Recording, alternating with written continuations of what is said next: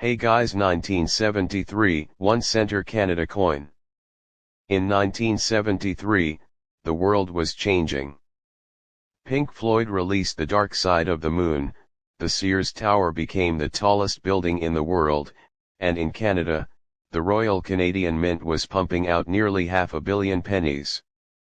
Most of these 1973 pennies ended up in jars, under couch cushions, or lost in the dirt.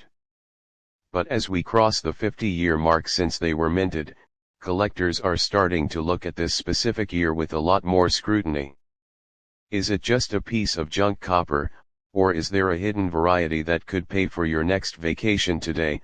We're breaking down the 1973 Canadian 1 center coin, the specs, the value, and the errors you need to be looking for.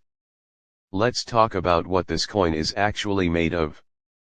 Unlike the pennies made toward the end of the Canadian penny's life in 2012, the 1973 version is a heavyweight. Why does this matter? Well, at today's copper prices, the raw metal in this coin is often worth double or triple its face value.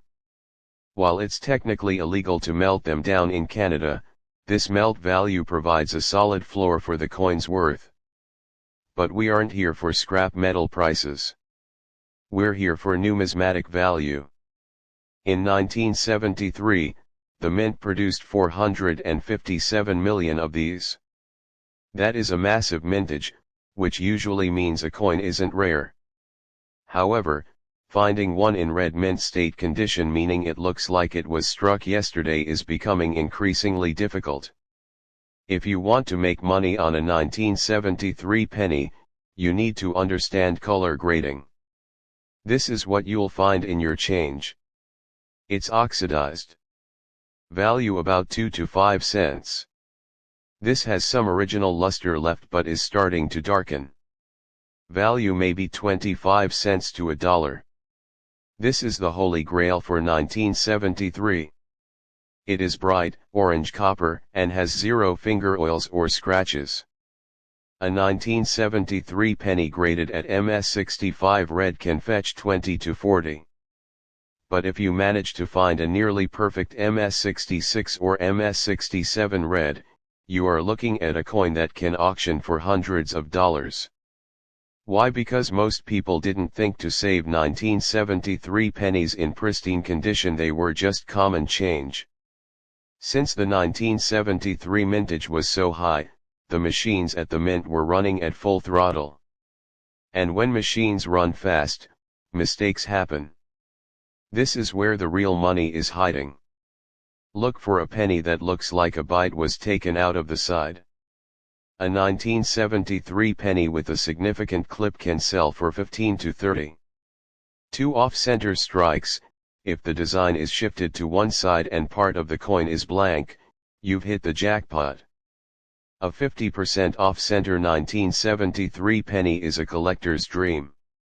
3. Look at the queen's head or the maple leaf. Do you see a tiny raised line of metal that shouldn't be there? Those are die cracks. While common, large, or spectacular cracks add a nice premium. While there isn't a major doubled die for 1973, keep an eye out for doubling in the Regina or the date. 1973 Canadian coin value. You will see stories about coins worth thousands. Usually, they are talking about the 1973 quarter, which featured a special RCMP centennial design.